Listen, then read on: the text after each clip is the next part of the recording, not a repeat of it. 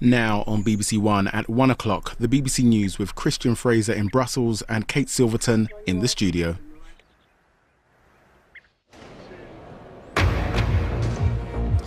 The EU agrees to delay Brexit beyond the 29th of March after late-night talks here in Brussels.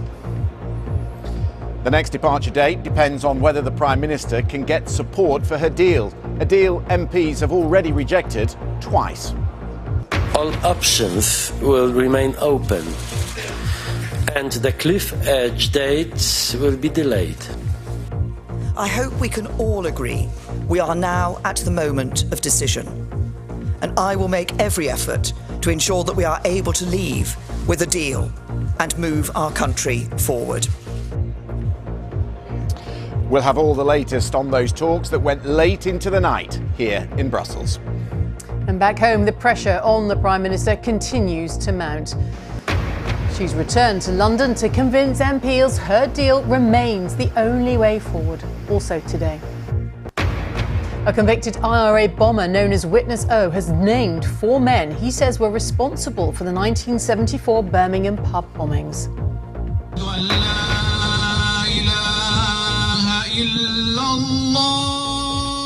A 2-minute silence is observed in New Zealand in memory of the 50 victims of the mass shootings in Christchurch 1 week ago. Rescue operations in Southeast Africa try to reach thousands of people cut off by floodwaters following a massive cyclone there.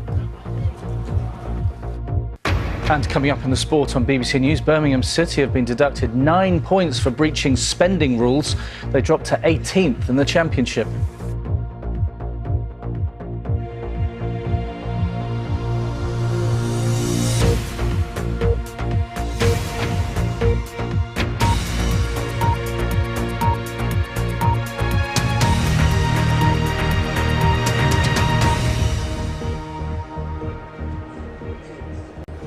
A very good afternoon and welcome to the BBC News at 1, live from Brussels. So, a delay to Brexit has been agreed by European Union leaders after talks dragged on late into the night. They decided to move the leave date back to the 22nd of May, but only if Parliament backs Theresa May's withdrawal agreement. If it's rejected again, the UK will have until the 12th of April to set out its next steps or leave without a deal. The European Council President, Donald Tusk, has said he is far more optimistic now than he had been at the start of the summit. Here's our Europe correspondent, Damian Grammaticus. This morning, smiling, Angela Merkel, visibly relieved. And Emmanuel Macron with a satisfied air. One EU leader said he slept well last night for the first time since the Brexit saga began. The reason they've given the UK a little more time, but set a definite deadline. Decisions must be made before European elections happen in May. If a country wants to leave the EU, then it would be beyond strange for it to still participate in the European elections. This is the prevailing view amongst my fellow leaders. What EU leaders have done is give the UK 3 weeks to come up with a clear decision. Either the UK must be out of the EU by the time European elections happen in May, or commit to taking part in those elections if it wants to stay in longer. For EU leaders, this is about insulating themselves and their elections from the fallout of Brexit. Mrs May texted EU leaders this morning to say she was skipping the rest of this summit, heading back to Westminster as a matter of urgency. During my breakfast I got an SMS from her that she won't be there because she's already in London, trying to convince the members of Parliament to support the deal. We heard that European leaders last night, some of them were not reassured by what she said, that she could really get this through, that she had a plan that they could have confidence. She knows that she's dependent of the MPs. She lives in a democratic system where the MPs are free to vote how they want, and so she can't say here that she has a guarantee that it goes through in London. But it seems after hearing the Prime Minister speak last night, some, like Emmanuel Macron, became even more sceptical she can get her deal through. So EU leaders decided to seize the initiative. Their advisers huddled, drafting the new deadlines, giving the UK one last chance to make up its mind what it wants from Brexit. I hope we can all agree we are now at the moment of decision, And I will make every effort to ensure that we are able to leave with a deal and move our country forward. How to move forward, though, is still open. What the EU's leaders have done is give a little time, clearing the way for Parliament to rethink, if it wants, the UK's whole approach to Brexit. All options will remain open, and the cliff edge date will be delayed. The UK government will still have a choice of a deal, no deal, a long extension, or revoking Article 50. That would mean deciding to stay in this club. But a no-deal exit is also still possible as soon as just 3 weeks from now. Damien Grammaticus, BBC News, Brussels. 20 seconds left. And Damien is with us now. Let's just talk about this deal, Damien, because it may be confusing for people because there are 2 dates in it. Where is the real deadline? So 3 weeks, Christian. April the 12th. That is the one I think that everyone has to focus on, because that is the date now by which the UK has to have clarity or it is out. So that is the new cliff edge, if you like. And the UK could go beyond that, but only if it's sorted out what it wants and has agreed a longer extension with the EU. That second date mentioned in May is only there if the current deal on the table is agreed to, and that's just a technical thing to pass the legislation. But when you have to think, there's a lot for the UK to face in the coming days, because we had last night this extraordinary situation. Theresa May outside the room, she spoke for an hour and a half, then moved out, while EU leaders decided what to offer her. What they did not offer, what she did not ask for, was any changes to the withdrawal agreement. That is not going to happen. What is still on offer is the possibility for the UK to leave with this deal, leave with no deal, or rethink. And rethink means look to a different future relationship. That means a closer future relationship with the EU. And that means redrafting the political declaration that sits alongside the withdrawal agreement. So that would be something like a customs union, a Norway type deal, anything like that. But the UK has to make these decisions now, the EU is saying, in those next 3 weeks, and be clear by the end of those next 3 weeks. So April the 12th, that's the date. Damien, thank you very much indeed. Yes, an interesting thought from the Danish Prime Minister Lars Rasmussen on his way into the building this morning. He said, we left them with the opportunity to rethink the whole thing. If they don't want a hard Brexit and the Prime Minister wants to rethink her red lines, we can negotiate a whole new package. But that has to happen, as Damien says, within the next 3 weeks. The onus is firmly on the House of Commons. We are expecting press conferences from Angela Merkel and the French President Emmanuel Macron in the next half hour. We will have those for you live on BBC News, but for now I'll hand you back to London. Christian, thank you for all of that.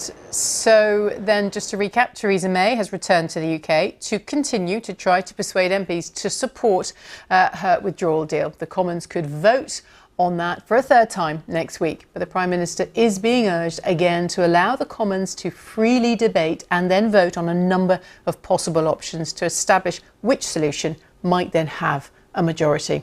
Let's get more from our political correspondent, Ben Wright. Brexit delayed, a crisis eased.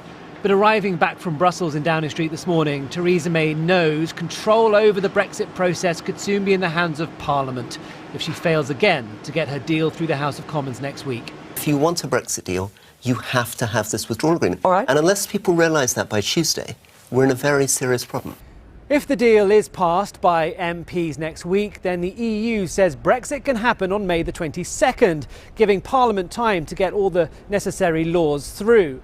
But few here think there's much of a chance of that happening. Dozens of Tories hate it, and even those that voted for it last time think Theresa May has blown it. She has picked up the crumbs that they've thrown at her. It's absolutely humiliating. She's going to come back to Westminster next week and then try and get her deal over the line with nothing new to offer the DUP. Defeat again would mean MPs and the government have until April the 12th to prove to the EU there is a plan B, an agreed way out of this crisis that can get a majority in the Commons. Talks between opposition MPs and ministers are already happening. I think there's certainly scope for compromise if Parliament takes effective control over this, and that's what we're talking to the Deputy Prime Minister about this morning.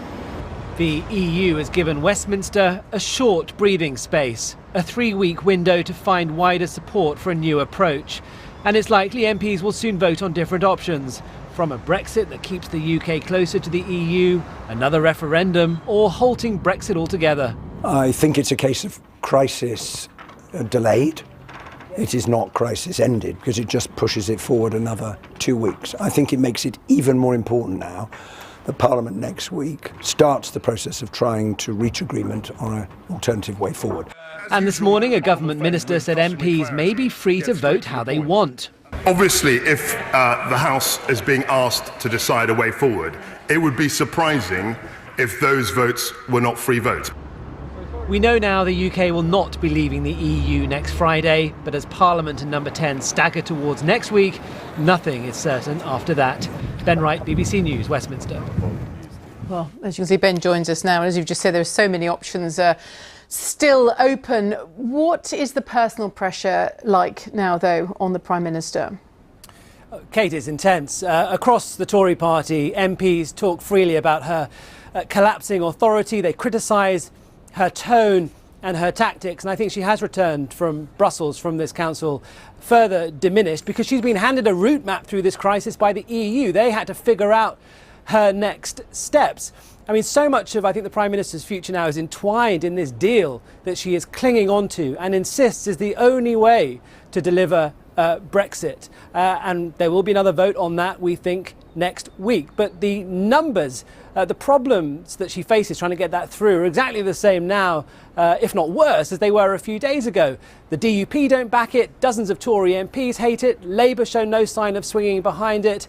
So if that goes down and isn't passed, then we are into this what's called indicative votes, a process of trying to sift through all the various other sorts of Brexit there might be, something softer, something more like Norway's relationship with the EU, maybe another referendum, maybe revoking Article 50 altogether, people on her own side who want a no-deal Brexit in April. That argument is going to kick off in earnest, and somehow, over that 2-week period, MPs are going to have to do something they've failed to do for 2 years, which is to coalesce around a consensus. And it's pretty extraordinary that here we are in extra time of Brexit and MPs are still about to embark on that argument again. Ben, thank you so much. OK, well, 3 weeks ago here on BBC News, we asked the audience to set the agenda for our Brexit coverage for a day. We called Your Stories Today. With Brexit delayed, we decided to catch up with some of those people who were involved to see what they made of what has happened since. So you abstained in the referendum. You didn't feel that you had enough information to make a decision one way or another. Fumi, you're a Remainer, and Will, you voted to leave. Where do you all sit today after the agreement to delay? Well, I commend the EU for trying to force our hand in trying to actually come to a decision and stop this, back and forth and stalemate. And hopefully this will really make us think more urgently about the future, and let's get some sort of deal or extend it even further for people's vote. Fumi? Yeah, I think it's kicking the can down the road, really, to be honest. And I think it was considerate of the EU to even give us this leniency, if I'm honest with you. I really don't think it's going to change things much at all. You both seem very resigned, I have to say. I have a sense of flatness. Are you exasperated by it, or are you just exhausted by the whole sort of late night decision making? And I think it's quite exhausting, because each time there's a decision that's been made that seems so important, you realise that we're actually still in the same position. We still have to decide whether we want a deal or no deal or whatever. So yeah. I mean, I dislike the cajoling of the members of Parliament to vote for a deal they repeatedly have said they do not want. I think what needs now is decision, not indecision. And I think that the Parliament should vote for a no-deal Brexit and then start bringing forward legislation to address their very real concerns about the negative economic consequences that would occur in a no-deal Brexit scenario. Would a no-deal sit well with you? No, not for me. Absolutely not. I mean, there's absolutely no analyst looking at this from an economic or political standpoint who would agree that it makes sense to have a no-deal situation. It makes no sense at all. Yeah, I think the only positive I could see is that we've had some sort of decision, but since we can't even decide on what deal, I'll be surprised if we could even prepare for a no deal in any amount of time. So very briefly to all of you, you're all young, in your 20s. How have our politicians, how have they done in all of this. You know, how would you assess their performance? It's quite embarrassing, and I feel like given their level of education, I'm very concerned about education system and what kind of people they're producing actually. Yeah, I think it's a shocking display, and yeah, quite awful. It shows them up to being completely incompetent. I mean, it's not just hilariously bad, which it is, but it's also bad for the Brexit process. Because a Britain that has a parliament incapable of making any decisions is not this sort of beacon of free trade and sort of this global Britain that sort of Britain really should be post-Brexit. And it's really quite, it's not just bad in a sort of comical way, it's quite damaging to the potential that Britain could have outside the European Union. Thank you all very much indeed. Thank you. Thank you. Thanks for those contributions then from your stories today from a few weeks ago, catching up with all their thoughts. So following then the very latest developments, what could happen next? Our reality check correspondent Chris Morris is in Brussels to try to explain. Over to you for this one, Chris. Yeah, Kate, if we were struggling enough, weren't we, to deal with one potential departure date from the EU, and now, of course, we have two. If Theresa May's deal, the deal she's done with the EU for the withdrawal agreement and the political declaration, gets passed in a third meaningful vote, then May the 22nd is the date we'd be looking for an extension. But if the deal is rejected, that date would be April the 12th, which really isn't very much of an extension at all. So I think the eyes of the European Union in Brussels, but across in other capitals as well, really will be on the House of Commons next week, because as we've heard, an awful lot's going to be happening there. There will be legislation put forward to change in law the withdrawal date. There will be this potential series of indicative votes on other forms of Brexit, including potentially a softer Brexit, a bit like Norway, the relationship Norway has with the EU. And of course, that third meaningful vote in the House of Commons. And I think if you look at what happened here last night at the EU summit, I think you could in one sense see last night's summit as the moment the EU sort of gave up on the chance of that third meaningful vote passing. That's why they've sort of pushed the ball back into the UK court, because they're still really saying there are two options. If that deal doesn't pass, and I think it's fair to say the EU doesn't think it will, then there are really only two options left. One, to leave the EU with no deal, and secondly, to go for a much longer extension, which would involve taking part in the EU elections. And it's those two options, no deal or a longer extension, that I think the EU is saying to politicians across Westminster, that's the choice you're going to have to make. Chris, thank you. Now, a former IRA bomber has named 4 men he says were responsible for the 1974 Birmingham pub bombings. The inquest into the deaths of the 21 people killed. Our correspondent Phil Mackey is following the inquest, a significant development then. And a surprise development as well, because there was 18 months of legal argument before the inquest could begin over whether or not they could deal with the issue of the identity of the bombers, or at least the alleged bombers, the people who carried out their awful attacks in November 1974, in which 21 people were killed and 220 were injured. And the decision was it was beyond the scope of the inquest. Today we heard from a man who'd been an active IRA bomber in Birmingham at around the same time. He'd been part of a team of around 7 people active in the city of Birmingham, though he was in prison on the night of the attacks. He said, and he was giving evidence anonymously via video link and referred to as Witness O, that he has recently been given permission by IRA Command to identify the people that he says told him they were part of that attack all those years ago. He gave these names: Mick Murray, Michael Hayes, James Gavin and Seamus McLaughlin. McLaughlin was, according to him, the officer in charge. At least one of those people is still alive. Now, some of these names have been revealed by various investigative reporters over the past. They've never really been out there in the public domain. This will clearly give the families, many of whom were in court today and were able to hear these names read out in public for the first time, a chance to really give further pressure to the authorities, because what they really want to happen as a result of these inquests is that the police investigation is reopened. You remember 6 people were originally jailed for the attacks, subsequently had their convictions overturned. What these people 44 years later really want to know is who killed their loved ones, and will those people be brought to justice? Bill, thank you. It's coming up to 1:20 and our main story this lunchtime. The EU agrees to delay Brexit beyond the 29th of March after late-night talks in Brussels. Later in the programme, the Flying Scotsman starts its summer programme of travelling around the UK, but today pulls a very special carriage, one it hasn't towed since 1972. Coming up in the sport in the next 15 minutes on BBC News, we'll look ahead to England's opening Euro qualifier against Czech Republic. Gareth Southgate has some selection issues for the match at Wembley.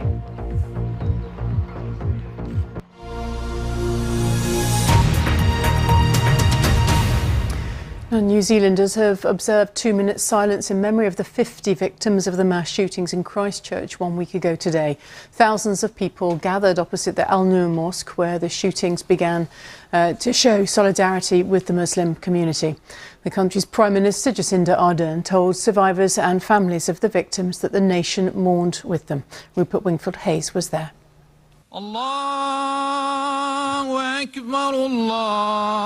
Exactly a week after the attacks here in Christchurch, the Muslim call to prayer rang out across Hagley Park, metres away from the Al Noor Mosque. Then the whole of New Zealand stopped for 2 minutes to remember the 50 killed.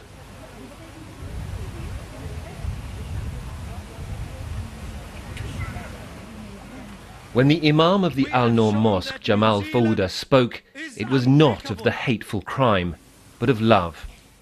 We are broken-hearted, but we are not broken. We are alive. We are together.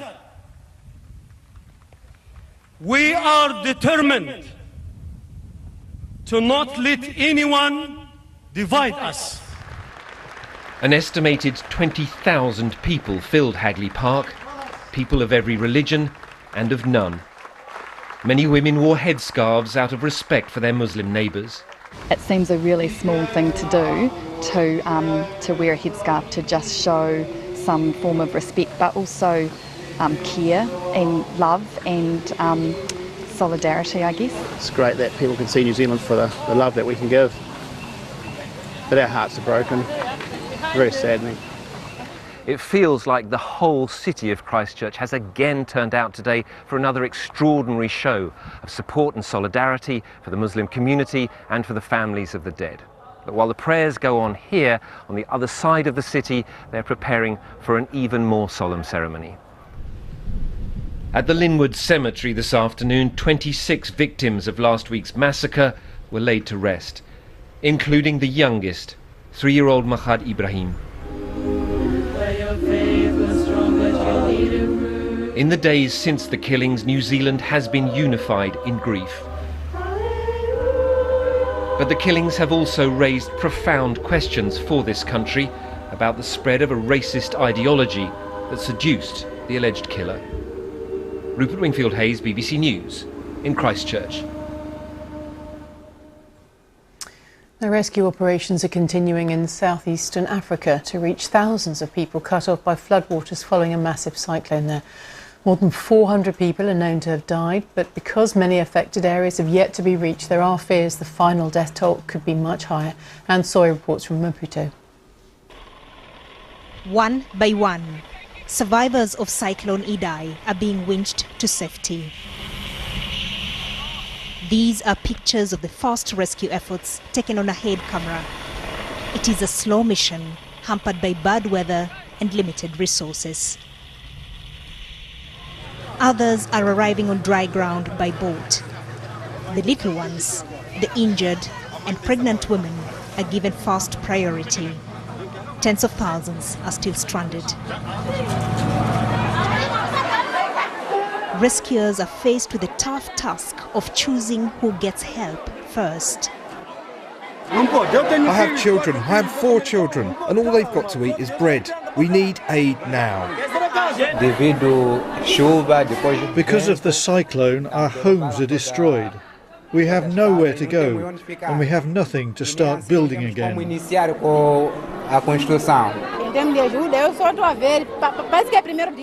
The first day we received help, but they didn't give it to everyone. They only gave it to those who got inside, but those outside received nothing. It's been 7 days since disaster struck. These people are lucky to have survived, but they lost everything: neighbors, homes, and all their possessions. The World Food Programme says they'll need more than £90 million to provide emergency supplies to 1.7 million affected people until June. Here in Mozambique's capital, volunteers are tirelessly receiving and repackaging donations for shipping to those in need. The response to the disaster has been growing by the day, and it is not just here in Maputo. The UK's Disasters Emergency Committee launched an appeal on Thursday night. The British government says it will match the first £2 million donated by the public, bringing its total contribution to 20 million. Please, don't leave us when you have given food and medicine, because the biggest challenge will come on how now we reconstitute the lives of these families. In the worst hit area, large swathes are still submerged. Buildings have been destroyed and roads washed away. But the most critical thing now is to get those who've been cut off to safety. Anne Soy, BBC News, Maputo.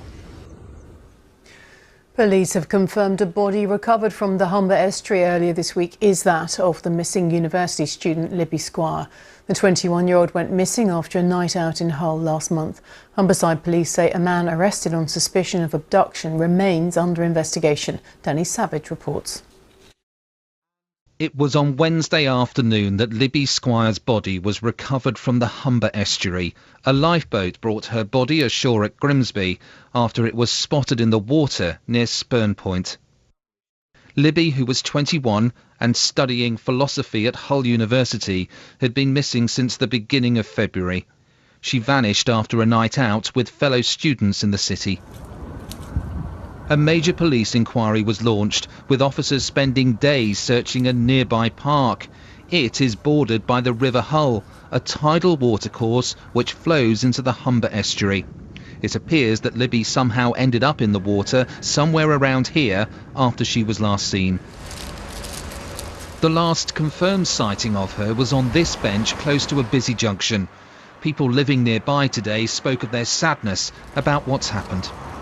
Just shocking, to be quite honest. Just shocking. Not the sort of thing we're used to. It's such a close community around here. I just really feel for her family. It's horrendous.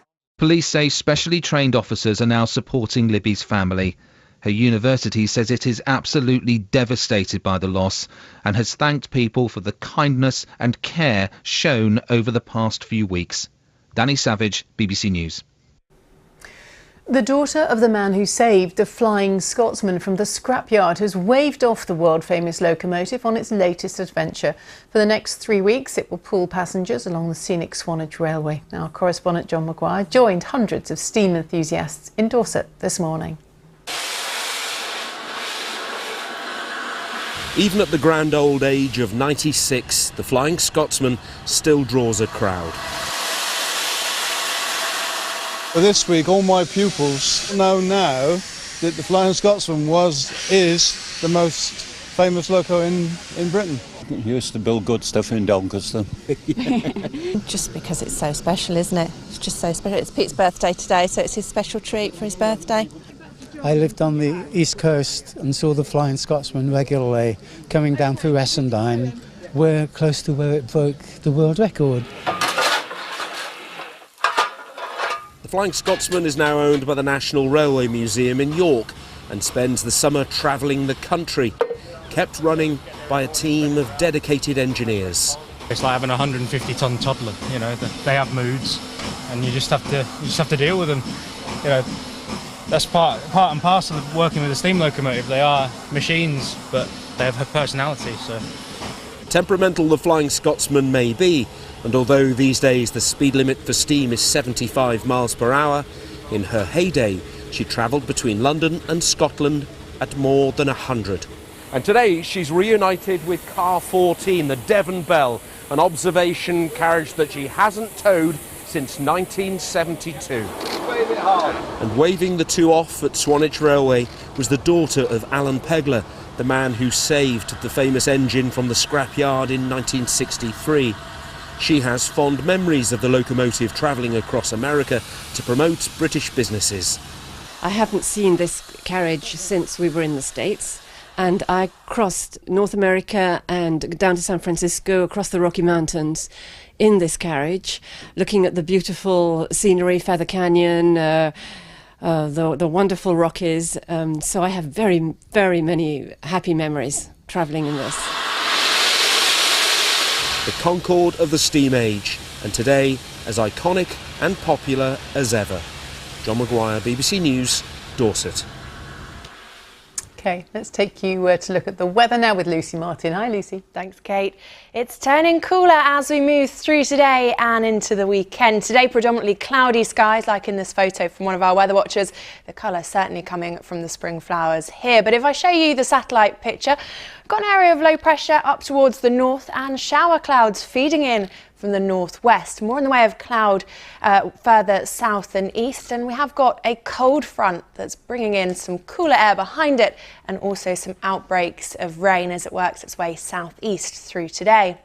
So here's how it's looking as we move through this afternoon. Outbreaks of rain moving out of Scotland and Northern Ireland into northern England and northern parts of Wales. Behind it some sunshine but also some blustery showers. Ahead of that cold front a fair amount of cloud, and where we see the sunshine developing, the temperatures are going to drop off through this afternoon. We've got the cloud though, highs of around 13 degrees Celsius. As we go through this evening and overnight then, that cold front continues to work its way south and east. Not a great deal of rain left on it as we move into the early hours. Clear spells following on behind it and some blustery showers persisting in the north and west. They could fall as snow over high ground, and it will be cool under those clear skies. Just holding on to a bit more cloud further south. Here the temperatures falling to a minimum of around 6 to 8 degrees Celsius. So as we move into tomorrow, we still have that cold front just lingering close to the south coast. Some uncertainty as to exactly where, but it does look like southern coastal areas seeing a little bit more in the way of cloud to begin with. But away from that, we are looking at plenty of good spells of sunshine. So a cooler feel to things, but more in the way of sunshine with that. The sunshine could be a bit hazy at times across England and Wales. A few showers feeding into the far north again, and again they could be fairly blustery. But take a look at the temperatures, cooler than they have been, between 9 and 13 degrees Celsius. So here's how it looks as we move overnight into Sunday. Under clear skies, we finally see the end of that cold front. We'll see the temperatures falling away. So for some of us, a frosty start to the day on Sunday. Again, though, plenty of sunshine to be had. I think there will be a few blustery showers moving into the north for parts of Scotland, Northern Ireland, and then later into northern England. Temperatures fairly similar to Saturday, highs around 13 degrees Celsius. So as we move into the weekend, it is going to turn cooler. There'll be a good deal of dry weather to come, but also some sunshine. The chance of seeing a few blustery showers, though, in the northwest. Kate. Lucy, thank you so much. Before we leave you then, just a reminder of our main story this lunchtime. The EU agrees to delay Brexit beyond the 29th of March after late-night talks in Brussels. That's all from the BBC News at 1. So goodbye from me and the team here on BBC One. We'll join the news teams where you are. Have a good afternoon. Bye-bye.